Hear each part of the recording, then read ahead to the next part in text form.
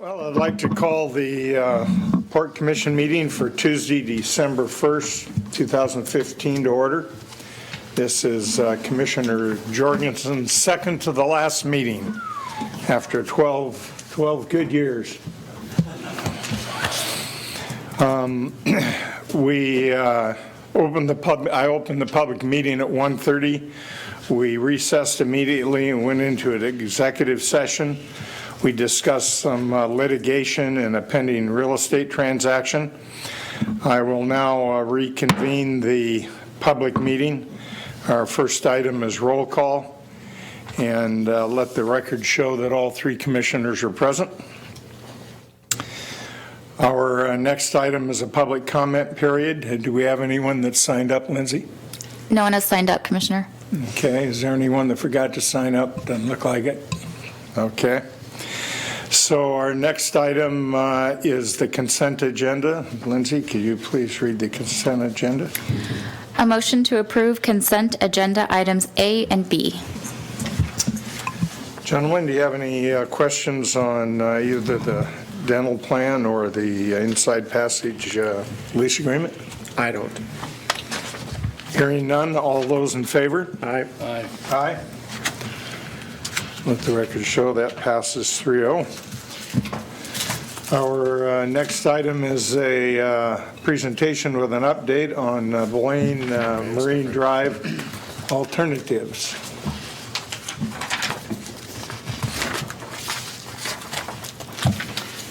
Good afternoon, Commissioners. Sylvia Goodwin, Planning and Development Director.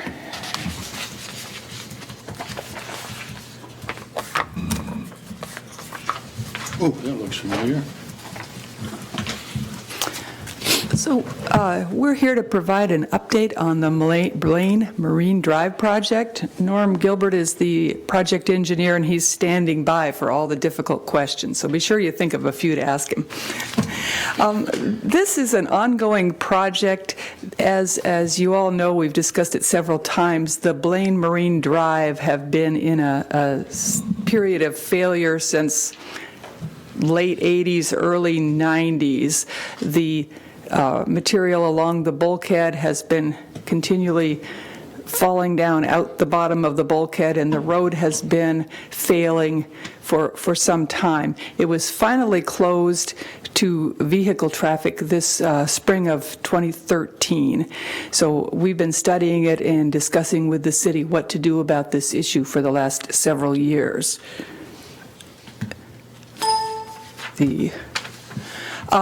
Just to put it in perspective, I think you're all familiar with the area, and that the area we're talking about is right here from where it gets narrow at about Starfish out to the end of the end pier.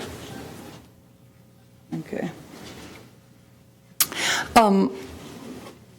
We had the city already and the port jointly have upgraded the rest of Marine Drive. The city did the middle of the Marine Drive adjacent to this wastewater reclamation facility as part of a grant, and then the port and city jointly funded the section of Marine Drive from Portal Way to about Mill Hall, or right about where the reclamation project started. So this is the last section of the pier, goes from Starfish out to the end pier. Existing condition, you can see the bulkhead on the right is the one that has been failing. The material goes out the bottom and the road is sloughing in the hole and forming potholes. There's a chain link fence around the part of the project right now, and it is closed to vehicles. We've left it open for pedestrian access to the end pier for the last year and a half now. So the port hired Reed Middleton to do a feasibility study, or a cost study, and a condition inventory. We worked with the city of Blaine to develop 4 alternatives for repairing the road and or pedestrian walkway. The parameters the city talked about is that all alternatives had to have a sidewalk at least 8 feet. We couldn't have the citizens walking on the roadway, so that was one criteria, and we wanted to allow for bicycle access. So we looked at alternatives with 2 vehicles, with a single-lane roadway for emergency vehicles and ADA, and we looked at pedestrian only, which would just have service vehicles to get out also. So, yes? So in this drawing, it shows a raised sidewalk, but actually, Adam, I bet you know the answer to this. It's not required that we have a raised sidewalk, and it could cost a little bit less to build one that's at the same grade as the lane adjacent to where the people are walking there. Was that alternative looked at in this scenario? We didn't look at that specifically, but when we do the detailed design, if we select this alternative, we can see if that would save some money or a rolled curb. Okay. And, yeah, we're still at the preliminary cost estimation stage, but that's a good point. We will look at that. Thank you. So this alternative is the most expensive, and it's the full roadway. We have 2 12-foot lanes and an 8-foot sidewalk under this scenario, all the way out to the end pier. The second alternative is a roadway taper so that it goes 12 feet wide lanes all the way out to Starfish, so that trucks delivering and picking up fish and delivering materials to the Starfish could get there with a full width road, but it tapers beyond that to 10-foot lanes. Very similar. The third alternative is a 1-lane road with a sidewalk on the one side and then a bulkhead, very similar to the next one, which is a 1-lane road with riprap. You save a little bit of money by doing riprap versus the steep bulkhead. But both of these have space for 1 vehicle. This one has a 5-foot bike lane and a pedestrian lane. And then the last alternative is a promenade. So this is pedestrian only, no cars, with a bulkhead and then very similar pedestrians, no cars with riprap. And under these 2 alternatives, the pedestrian access way is wide enough that Andy or marina staff can get out there with a truck to pick up and deliver the trash and the recycling facilities. There could be emergency vehicles out there, but there would not be vehicles other than that. And going back to alternative 3, this one was envisioned that emergency vehicles could get out there, but if somebody had a handicap sticker, an ADA accessible, they could go out there and everybody else would walk, was the concept that we were looking at. Or it could be the same cost. It could be just visual. You've got to wait till the one guy gets off before you go out. But we were thinking to address the issue of seniors and disabled people that say they have to drive out because it's difficult to walk. This would be a solution where everybody wouldn't, but those people would. So that's the 4 alternative. We've done cost estimates of these alternatives, and there's about a little over $1 million difference from the most expensive to the least expensive. The full roadway is 3.6, the tapered roadway a little less expensive, 3.4. And then you can see the single lane with a bulkhead is from 3.1 if it's a bulkhead to 2.7 if it's riprap. The riprap would be a little less expensive. And the same with the 1 lane or the promenade pedestrian only is 3.1 to 2.5. So those are our engineering or our preliminary rough order of magnitude estimates. Once we select an alternative, we'll be able to get a little more detail there. How far east does the development go? How far east does the development go? The project... Past Starfish, isn't it? And Right, yeah, the project starts at the end of where the road is improved by the wastewater reclamation facility, and it goes all the way to the end pier. so the port has obligation from that spot at the water reclamation facility up to Starfish? The port does not have a specific obligation. The port has an interlocal agreement with the city of Bellingham, or the city of Blaine, that says that we will study it, come up with alternatives, and work with the city to decide how we're going to pay for it from here on out. As we've talked several times, the Port Commission or the port in general, has an interest in making sure the road doesn't wash away entirely, because then our marina would be at jeopardy. We also operate and own the end pier, or at least operate and we think we might own the end pier, and we want citizens to be able to get out there. But we don't really have an obligation to upgrade the road. It is a city road, and that is really a city obligation, and we've just agreed to work with them jointly. We did the study.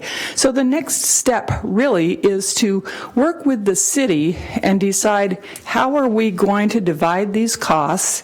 We're going to have a staff level meeting with the city. Ultimately, Rob Fix needs to meet with the city manager and work on some agreements. We will bring back an amendment to the interlocal agreement that we have with the city once we make some decisions on which alternative to select and how are we going to pay for it. We want to have some public input on the alternatives. We were hoping to do that before the holidays, but it's getting late, and how we think we'll wait until January. Get some input on the alternatives, select a preferred alternative, we figured by about February, then amend our interlocal, look for grant funding. It's possible that we can get grant funding. I went to a meeting in Olympia on RCO funding, and there is some unique bodies of funding that's not a lot of funding, but for access to salt water for recreational fishing, so we may be able to, a lot of people use that in pier for crabbing.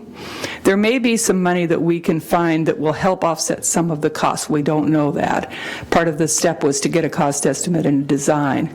And then once we get the final design, the permits, bring it back to the commission for funding our share. Of course, if the city of Blaine's going to fund the roadway improvements, they need to appropriate funding also, and probably the soonest we could get it constructed would be 2017. Well, I know, talking to people at Blaine in the city hall, that they don't have any money, just like all the other small cities, which makes it difficult. So you're looking for grants and other types of funding maybe to get started.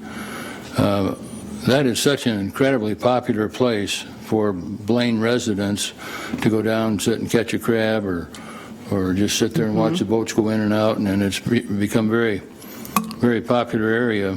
I didn't realize you were thinking of ADA for a single lane road, and if that was possible for transportation out to the end and back, that would make a considerable difference and less expense, no doubt. I think that if you took a vote, of course, in the city of Blaine, it'd be pretty unanimous to do the project, but the city's the one that's kind of stuck for the bucks, and as I understand, we've already got a fair amount of money invested. Isn't that right, Rob? I mean, in planning and... Well, we invested some money in the upgrade of the end pier, somewhat less than $400,000 a couple of years ago, not knowing that the road to the pier was going to fail and we wouldn't have a way to get out there. So that we have, and we've invested a fair bit of time and money in a study. This study was not extremely expensive, but we've invested staff time in it. So I think both the port and city have an interest and have staff time invested in trying to solve the problem.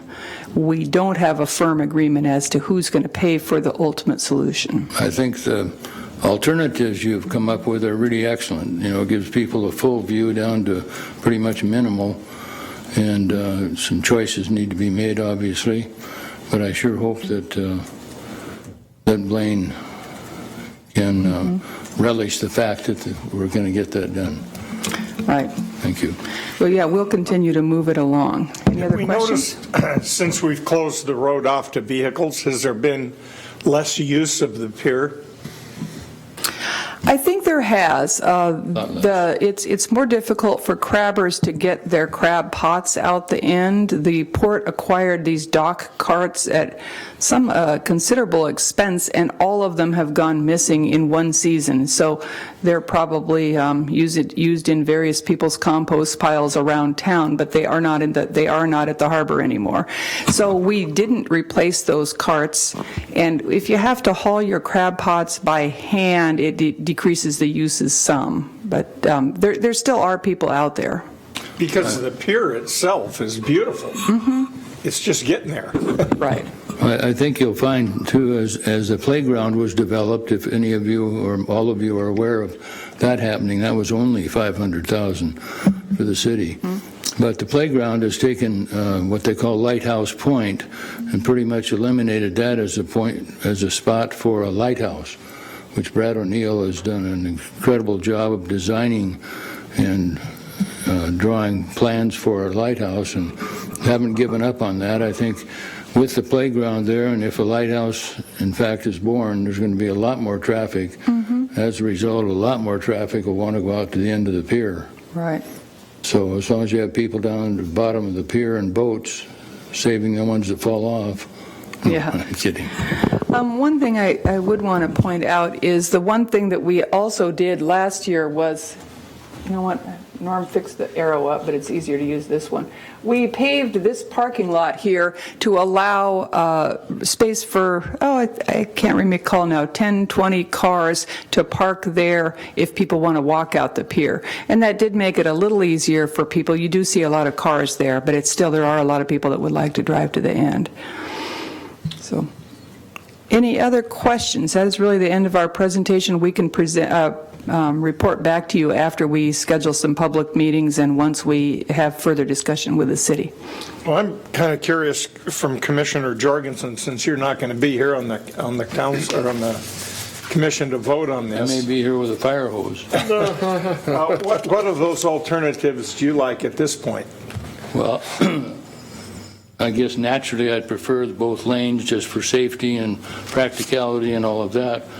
But I think it would be livable, the minimum one, if in fact there was access for ADA people, and people that have somehow, I don't know how you determine all of that, a trunk load of crab gear and their sleeping bags, and they do take a lot of things out there.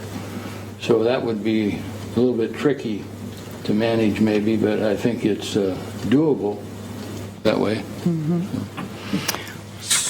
So a couple of questions for you, Sylvia. The first one, can you go to the images and show alternative 3A? And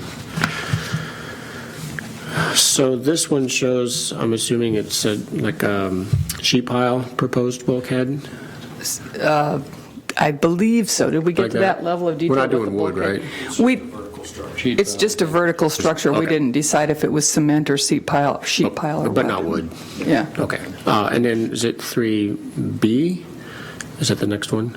Okay. Now here it shows riprap sloping to water, and I'm a little concerned about how far out that would go into the area where boats are currently tying up at the seafood buyer in the corner, whose company name is slipping my mind. It's not Starfish. There's a That starfish is on the other fairly end. shallow right in that area anyway. If you'll notice, it's a little ways over. I'm sorry, I should have put a more detailed design, but it's a little ways over from where the starfish vessels come in. They're They've got, it looks like, so I'm looking at it, I don't know if you, can you go to the slide after this one? There, if you look at the building on the right side in the photo, and you see it looks like a doorway on the first floor, right about there, it looks like they've got some sort of a lift or something. So would we be cutting off access to that point with that riprap slope? We will make sure we don't. Before we do the final design, we'll get some input from Starfish and make sure that we're keeping enough water depth and that we're not blocking their access. A very good point, though. We'll make sure we do that. Well, I like that. I mean, I like the lower cost option of the riprap, but if it infringes over there, maybe it's something maybe we Yeah. could put in a short section of vertical bulkhead and in the other parts riprap, because it doesn't look like there's any activity otherwise in that whole area of the marina. So the riprap wouldn't be getting in the way, even if it came out pretty far, except for that one spot. Right, yeah, that section is fairly shallow. We haven't been able to put the fishing float in there for several years because enough material has come under the bulkhead that it's too shallow. Okay, and then the other question is probably for Norm. Is this yours, Norm? I'm sorry, I'm not looking at. There you go. So the pier, I know we did spend some money on the pier, and I think it was the right thing to do. Is there any reason to believe that the pier for the next, 15, 20, for the life of the pier, let's just say, wouldn't be capable of supporting automobiles? Norman Gilbert, project engineer. As with all of our timber structures, there is going to be some ongoing maintenance that would need to happen. We did do a large capital project a few years ago that fully replaced and repaired that. But unfortunately, there will be ongoing maintenance to maintain a level of vehicle traffic out So there. let me ask a different question then. Would it ever be downgraded in the abilities to support not automobiles but just people? Or would at that point be in a deteriorated state where we just wouldn't want people out there at all?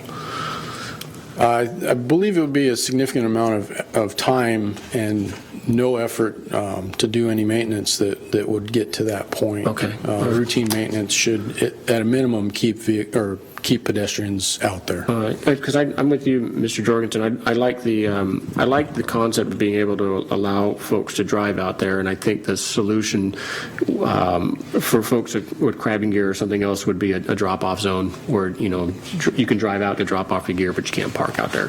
Probably some signage would be sufficient to satisfy that problem, but I think that as long as the structure is capable of supporting vehicles, I don't see any reason why we wouldn't continue to offer that opportunity. I think that one thing, excuse me, we might think about is the good old adage of climate change. Of course, we talk about every day in the paper. But that area is subject to northwest winds, which come directly from Point Roberts into that sheet pile or whatever type of protection there's going to be. And as we get into climate change, we're going to swing, according to meteorologists, around more to northwest winds on a more regular basis during the summer particularly. And they can really toot, 25, 35, 45 miles an hour. And if we have a high-pressure system for a long time, that makes a lot of hard use on that bulkhead. That's just a thought.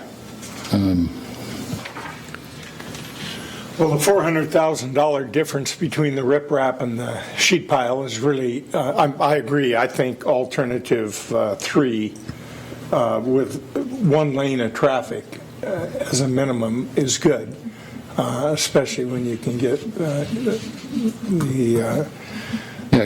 people out there if necessary, vehicles out there. But the big question is, right now, the waves splash into the riprap and they come up and dig the road out. Is that still going to be the case if you have riprap in there rather than a sheet pile over time? Well, the major issue is the state of the timber bulkhead, where the boards have rotted out and has exposed the fine material behind the bulkhead, and that's what's causing those issues.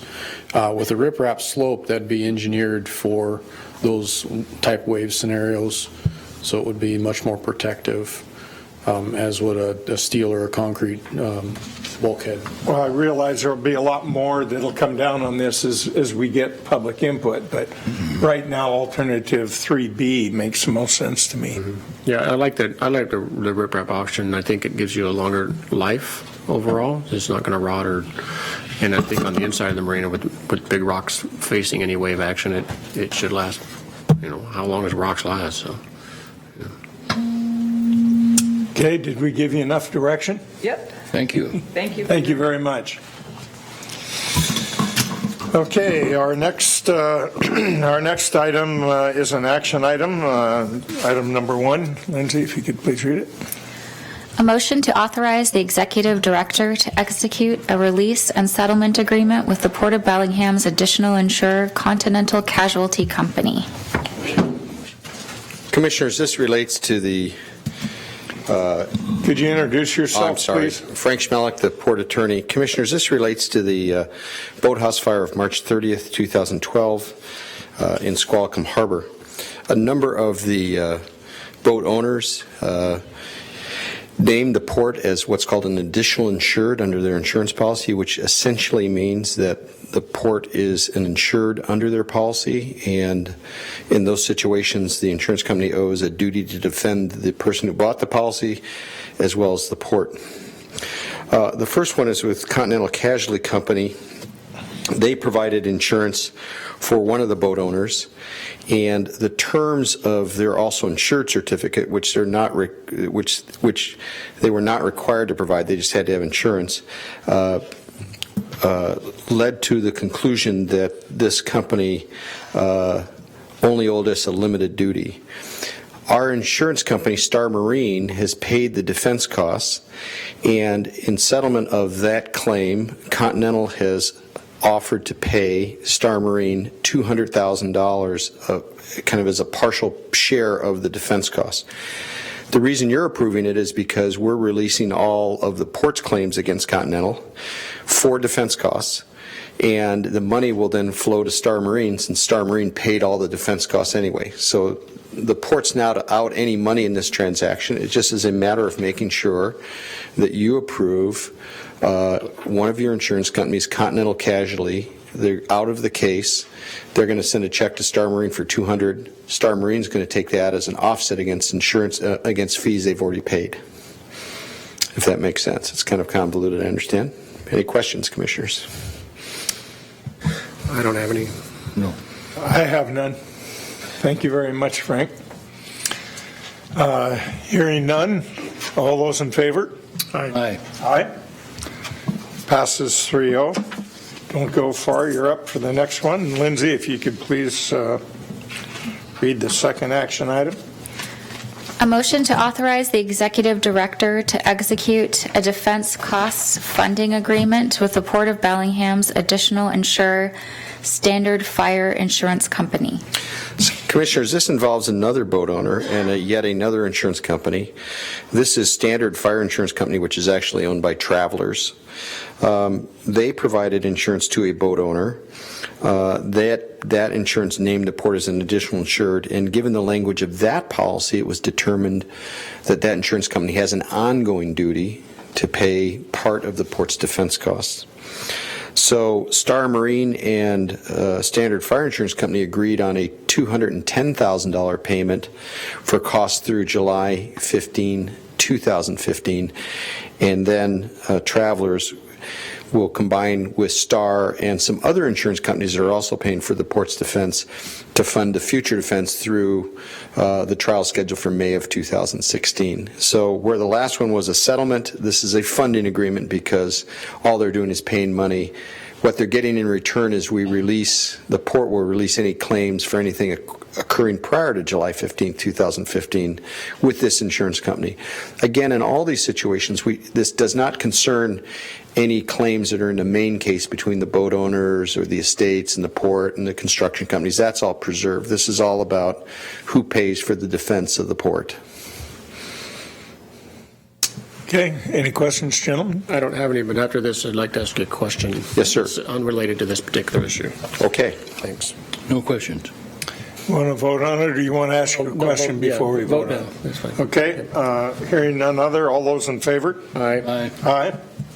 Yes, sir. So, Passes 3-0. Frank, you just mentioned something about additional insurance carriers that are helping defend the port. Can you explain that? So each insurance policy that we all buy for our car or our home has two duties. It has a duty to defend us and a duty to indemnify us. And what that means is that if you, say for example, you get in a car accident, insurance companies are required to hire a defense, experts and lawyers, and then, if need be, to settle the case or whatever, pay up to the amount of the face value of your policy. The duty to defend is typically unlimited. So it can far exceed the duty to actually pay what's on the face of the policy.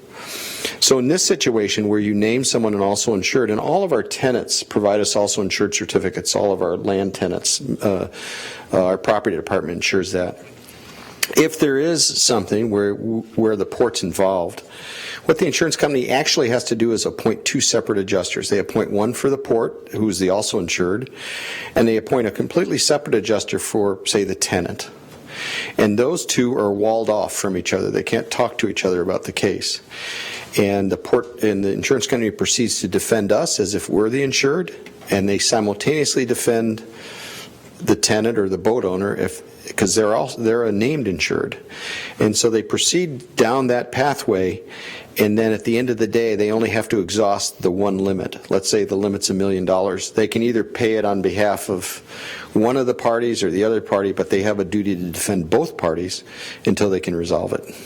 And that's what's happening here. So in this case, although the port does have an insurance carrier, there are other insurance carriers because the boat owners had additional insured policies naming the port as an additional insured. Right, and over the years, the facilities department's pretty strict about it. It's a relatively new concept for Washington public ports to require their boat owners to do it.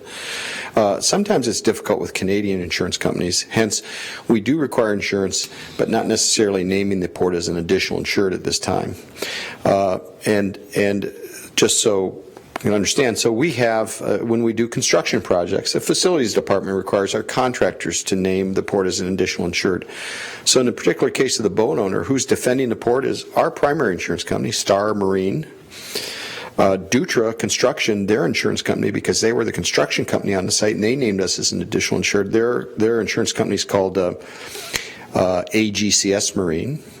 Elite Electrical's insurance company, because they were the electricians on the site, their insurance company is called Alaska National. We now have Travelers, who did one of the boat owners, and we're talking to one more insurance company about 2 other boat owners. So all of those then get together. We don't tell them how to divide up the pie. Star has the primary obligation to hire the defense lawyers, and then Star goes to these other carriers and say, okay, how are we going to divide up the attorney fee and expert witness fee bills? It's all up to Star. We don't get involved. Our job is to make sure in both the property damage thing and in this that the port doesn't go out of pocket for any money, because we have insurance. Mm-hmm. So that's what we're doing. Okay.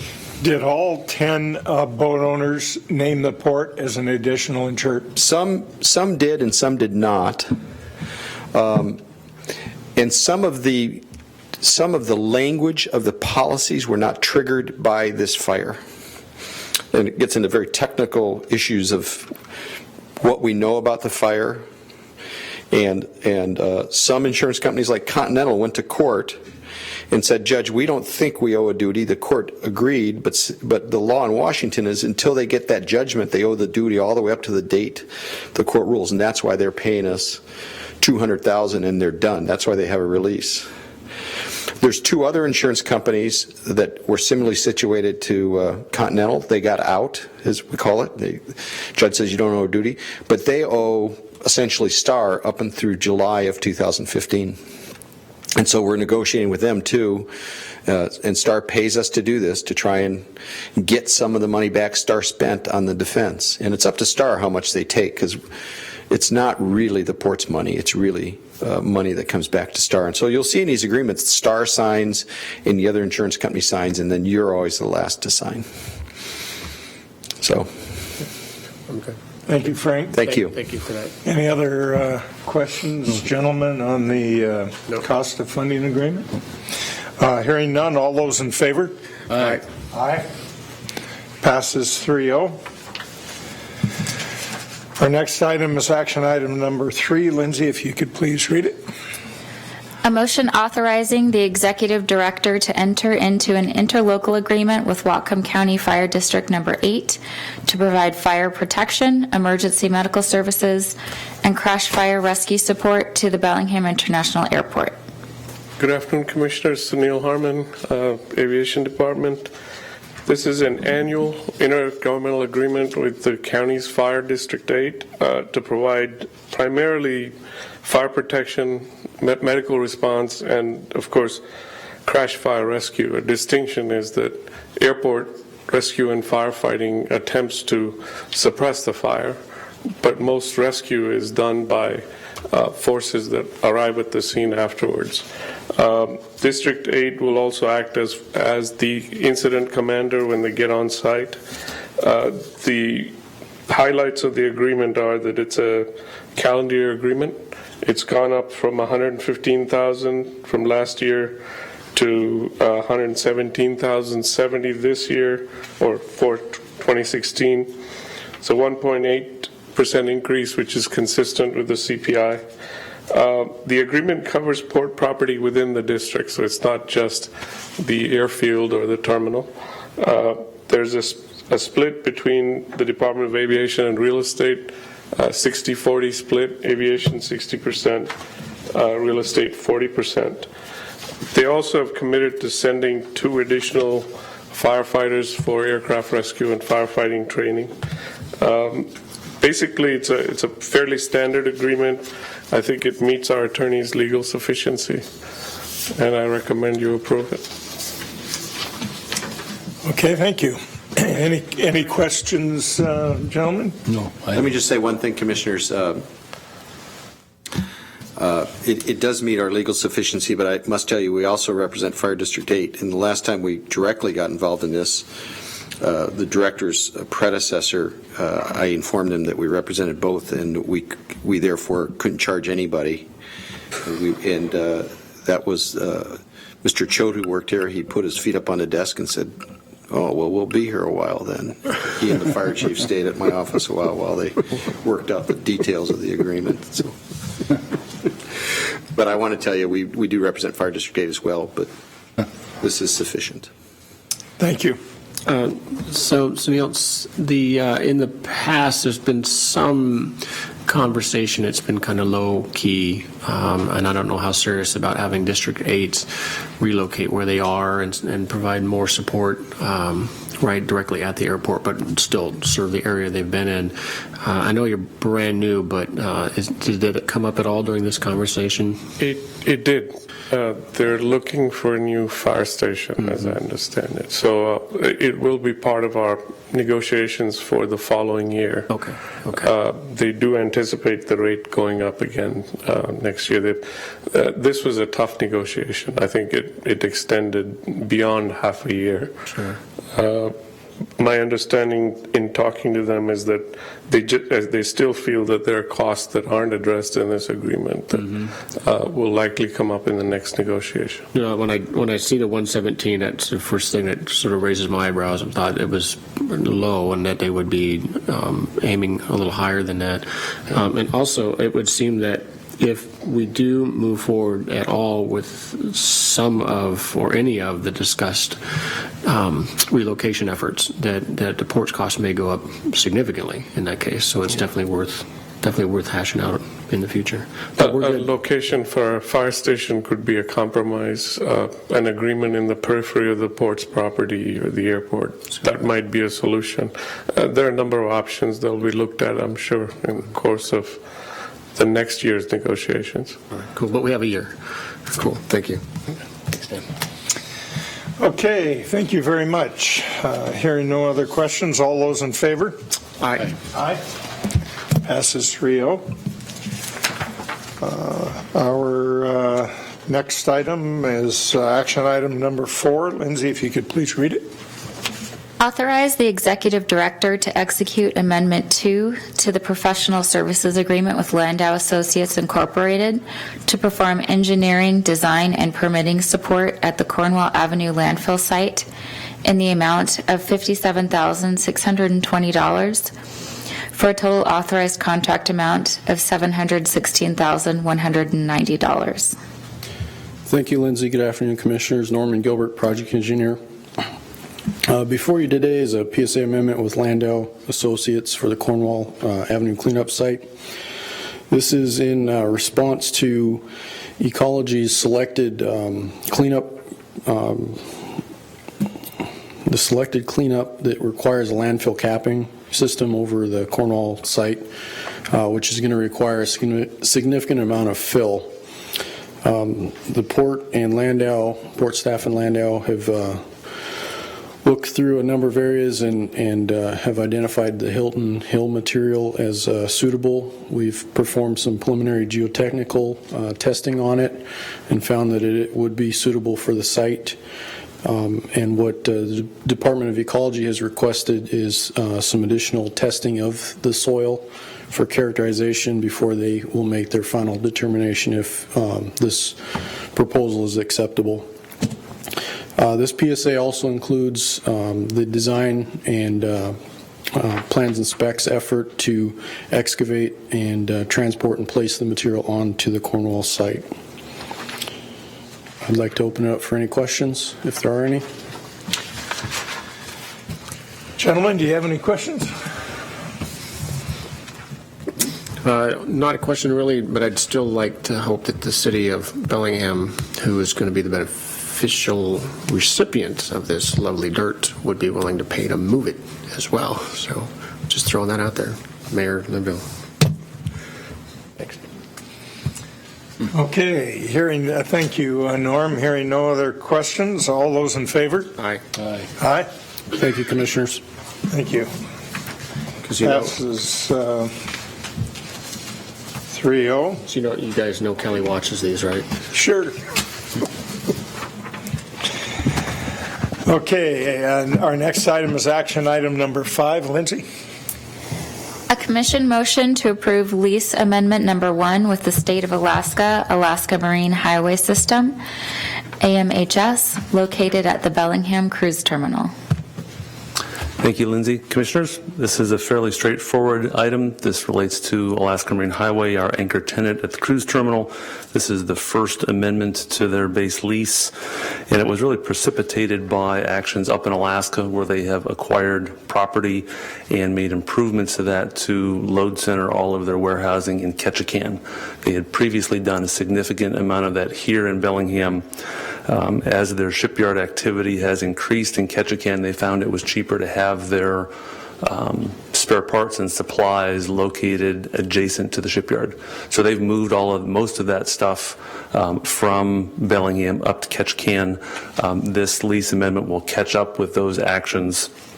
As the Commission knows, the Alaska Marine Highway System is under a fair bit of duress financially because of the price of oil and what that does to the Alaska budget.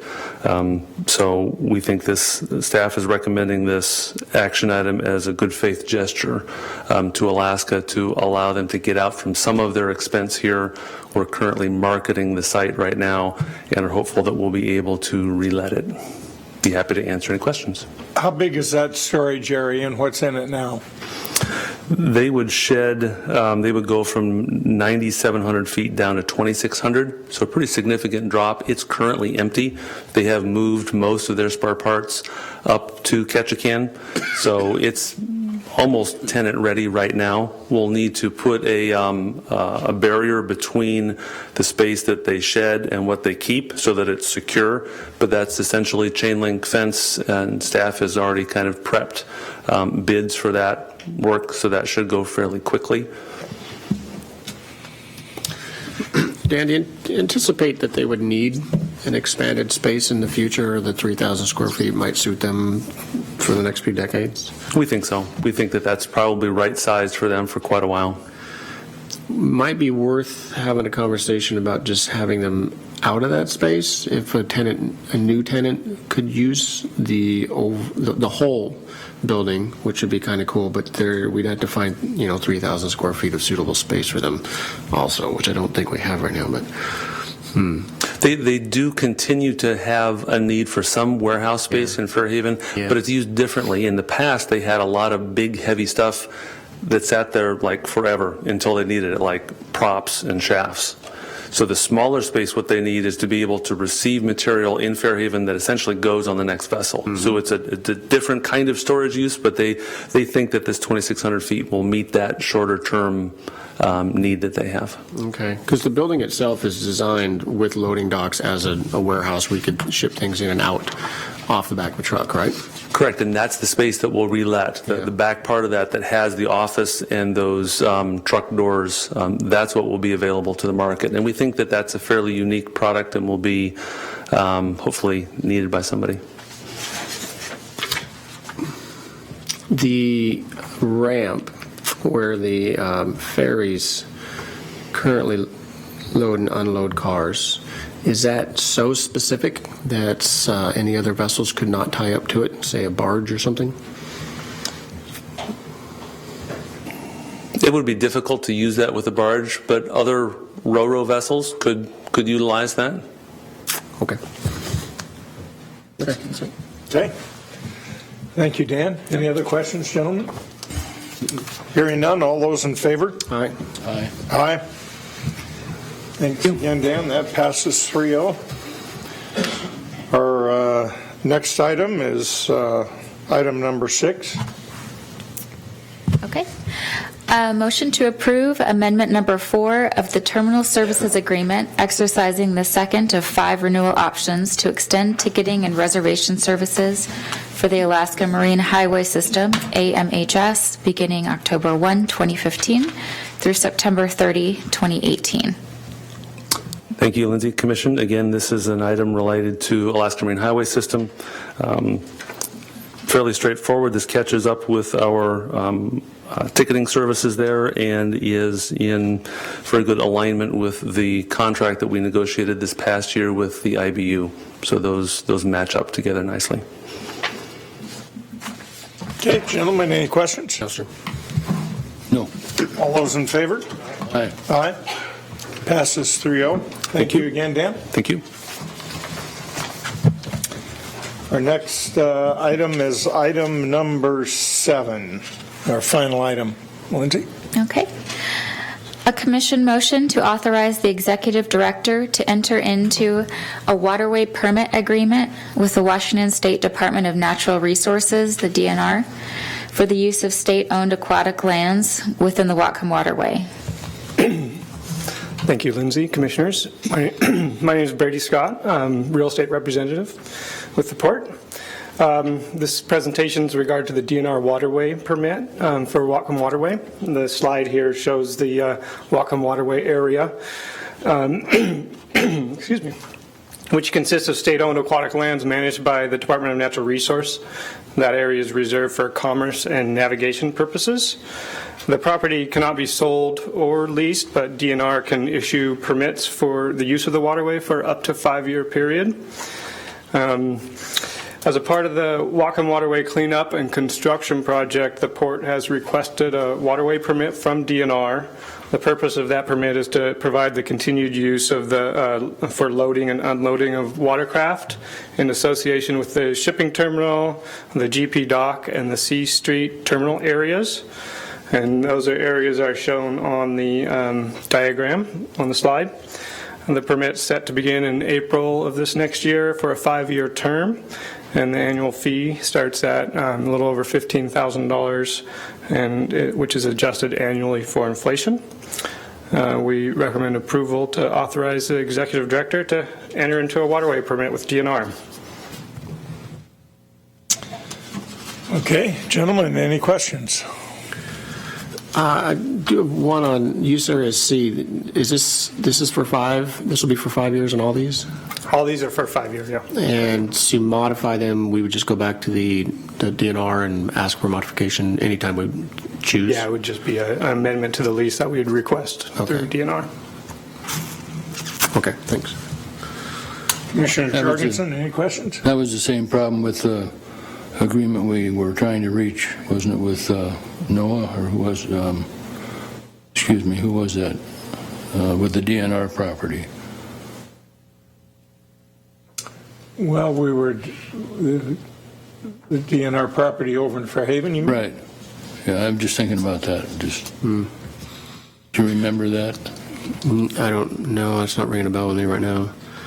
Well, the reason I'm asking, it seems like it's pretty straightforward to go back and ask DNR to change it, but use area C specifically, I mean, for the immediate future, we'll still be tying up vessels, but we did have a conversation earlier this year about modifying that particular wharf and the pier portion for more of a public use, which would predicate possibly not tying anything up there. Although I think it'd be cool if we could still tie things up and keep it, open to the public. Director, commission letter. We do. I think it should come from the commission president. Okay, very good. This is a letter of appreciation to Judy Harvey, our real estate representative for the Port of Bellingham. Judy, congratulations on your achievement in earning your real estate broker's license. This is quite an accomplishment, and you are to be commended for this success. Getting your brokerage license and working full-time is not an easy task. On behalf of the Port of Bellingham, thank you for your professionalism and dedication to advancing the knowledge in the field of real estate. And once again, congratulations. All right. Thank you.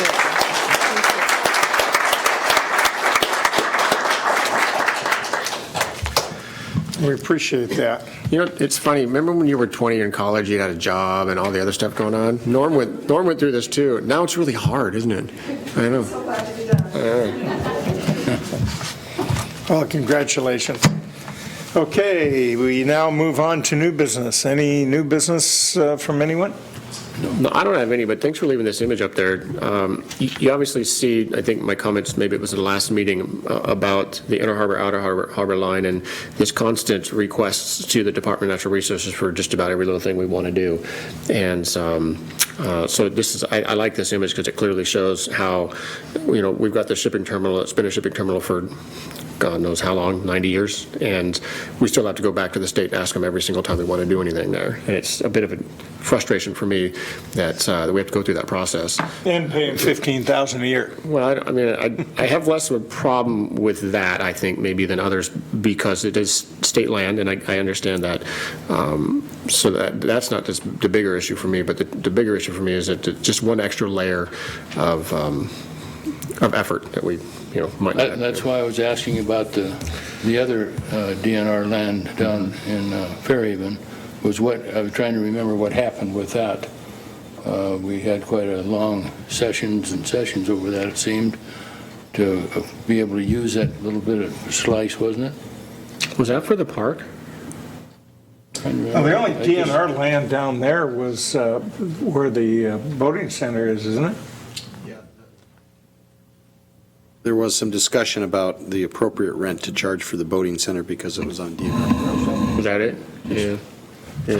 Okay. I thought my friends in the far eastern part of the county might appreciate what I just said there about home rule. The reason, under new business, the reason I asked Brady to leave that picture up, yesterday we had the ribbon cutting for ITEC, which is kind of a win-win situation. If you see the big building there, the white part of that, biggest part there by the ASB, in that ASB area, which was being used for nothing at this point, the port had a nice, thank you, Rob, for circling that. We had a nice slope pointing just in the right direction, and ITEC had a whole bunch of, for a better word, I guess, blemished solar panels that they had, and at their expense, with the okay of the commission, we installed a whole bunch of solar panels there to produce about $7,000 a year in energy savings. And so it's a win-win for the port, for ITEC, and for our carbon footprint. So I thought it was a great deal yesterday to get that up and going. I just wanted to comment on that. Thanks for pointing that out. And since we have this up here, I want to point one other thing out. We also have a new trail that goes out kind of around this area. And you have to stop there because there's a fence there that says it's no longer the port property. And you can see on this line that you're entering the harbor area, which is owned by DNR. Now, we get use of a lot of our lands from DNR to do industrial type activities on them. Unfortunately, having people walk past that area to connect those lines is not possible because it's not one of our permitted uses from DNR. So we're going to work with DNR and trying to get that to be a permitted use, but it's kind of silly. We can go out there and do industrial things. We can take backhoes out there or dump trucks, whatever we want out there, but you can't walk across that. So we're working on that. So do we have an agreement with DNR that would allow the public to drive their cars out there but not walk out there? Possibly, yeah. I think that's the way it's written now. It's a nice trail. So if you show up, don't expect to drive your car, though. Maybe some of those hot rods from up at Sumas. Right. Go-karts. Okay, any other new business? No, sir. Thank you. Hearing none, we are adjourned.